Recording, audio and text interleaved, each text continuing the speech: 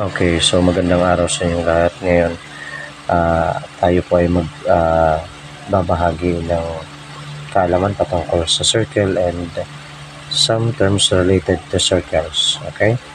The circle. Okay. So, unang-una, okay, you need to know the center point of the circle kasi pag alam mo yung center point of the circle, okay, dyan pinapangalan yung circle na yan. So, say for example, this circle. What is the name of the circle? This is a circle. Okay, we use the symbol as circle G because the center point of the circle is G. Okay, remember that the point or the center point of the circle has the so-called main influence, okay, in the study of circle.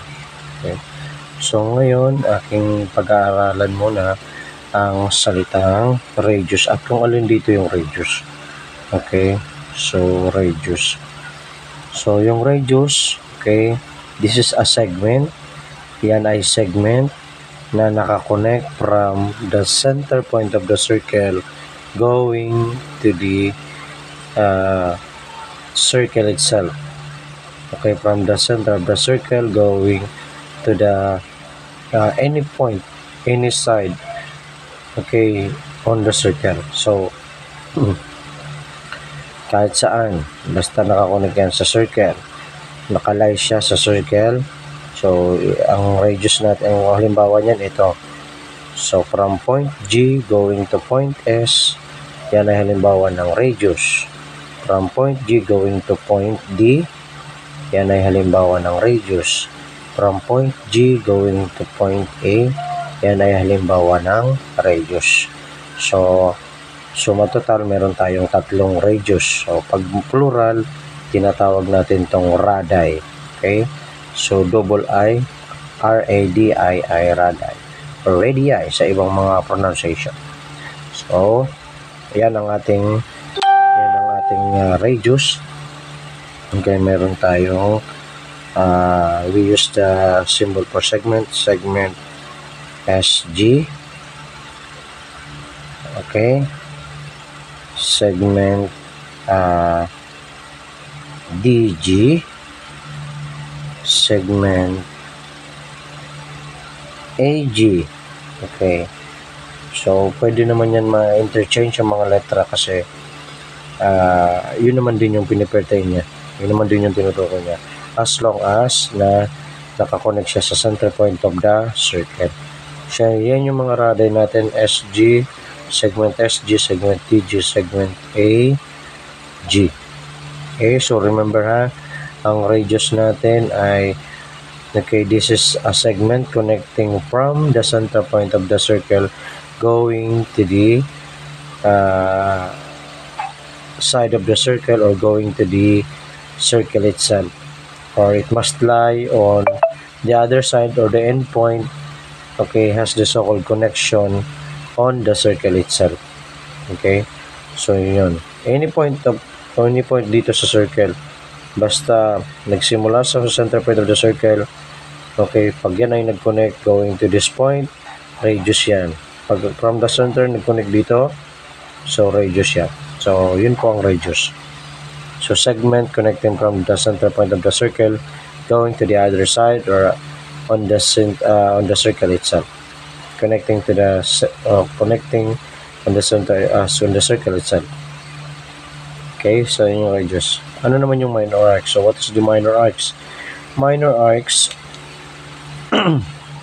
okay, it pertains to an arc, a portion, kasi ang ibig sabihin ng arc, portion of the circle. This is a portion of the circle. Okay, so minor arc, okay, this is the measure of the in degrees of this minor arc, okay, is less than 180 degrees. So the measurement of this minor arcs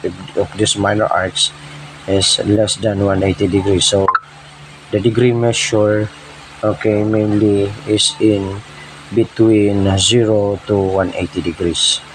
So minor arcs, that is the minor arcs. So this is smaller arc, compared to major arc and even to semicircle.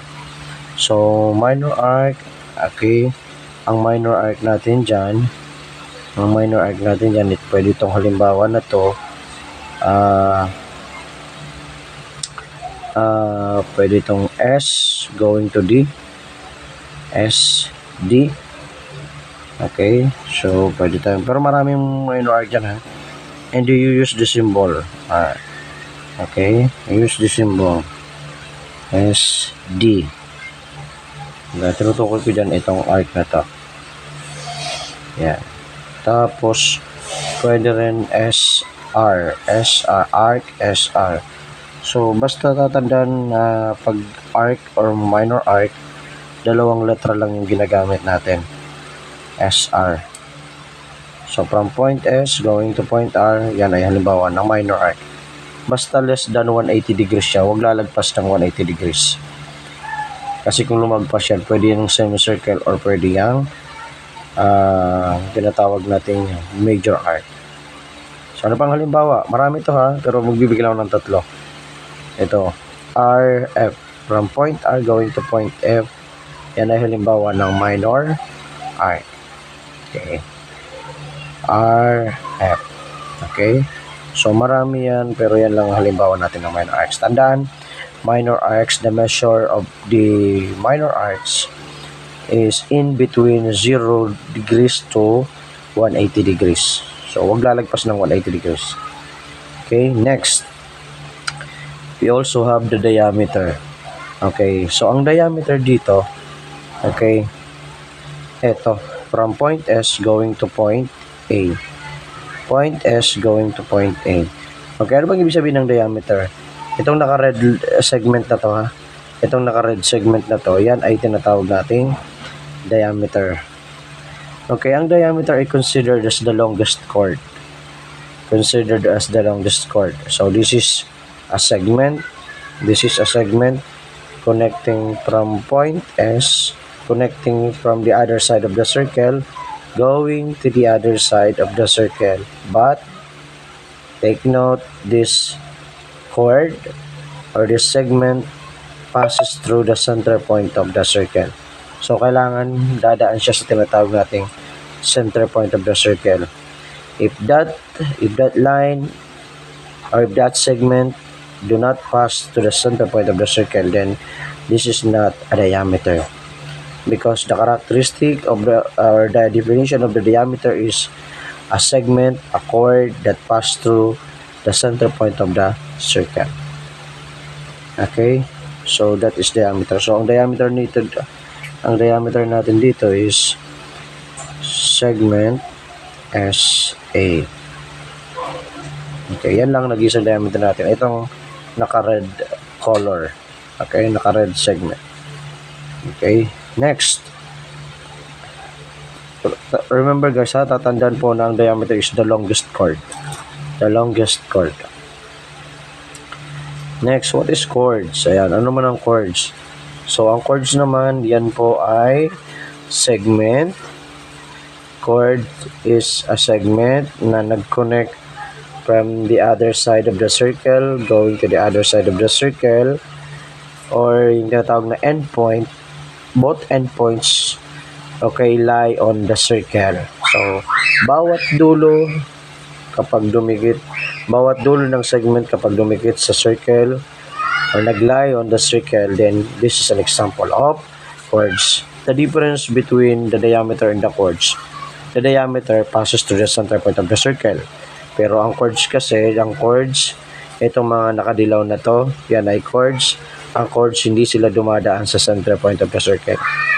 They are just a segment connecting from both endpoints on the circle, pero hindi sila nagpapass through the center point of the circle. Okay? So, ito.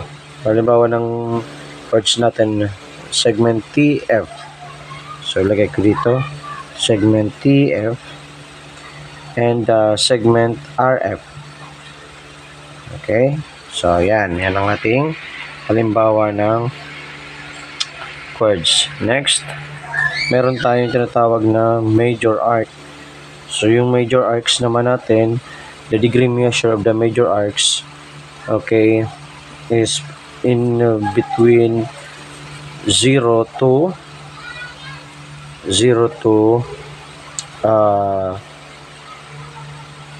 is in between 180 degrees to 360 degrees. Okay? So, tatandaan na ang major arcs ay ang kanyang degree measure ay above 180 degrees. So, yan. Above 180 degrees. So, that's the degree measure ng major arcs. So, kapag ang